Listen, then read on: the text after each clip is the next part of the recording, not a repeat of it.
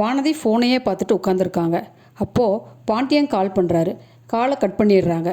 கொஞ்ச நேரம் கழித்து இவங்களே பாண்டியனுக்கு ஃபோன் பண்ணி, நான் ஒரு முறை காலை கட் பண்ணால் நீ திரும்ப கூப்பிட மாட்டியாடா அப்படின்னு சொல்லி திட்டுறாங்க. பதிலுக்கு பாண்டியனும் பேசுகிறாங்க.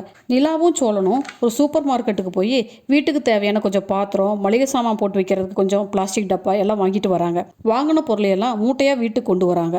அப்போ சோழன், ஏன்பா இவ்வளோ பாத்திரம் வாங்கிட்டு வந்துட்டீங்க அப்படின்னு நிலாவை பார்த்து கேட்க, இல்லைங்க, வீட்டில் இன்னொரு பொண்ணு புதுசாக வரப்போகிறாங்க. வீட்டில் புதுசாக பொருளெல்லாம் இருந்தால் கொஞ்சம் சந்தோஷமாக ஃபீல் பண்ணுவாங்க இல்லையா?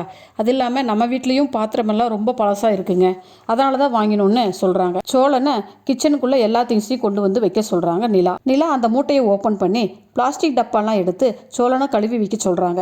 சோழன் முணுமுணுத்துக்கிட்டே வேலையை செய்கிறான். வானதி திரும்பவும் பாண்டியனுக்கு கால் பண்ணி, நீ என்கிட்ட சாரி சொல்லு அப்படின்னு சொல்கிறாங்க. அதுக்கு பாண்டியன், நான் சாரியெல்லாம் சொல்ல மாட்டேன் அப்படின்னு சொல்லிட்டு திரும்பவும் ஃபோனை கட் பண்ணிடுறாங்க.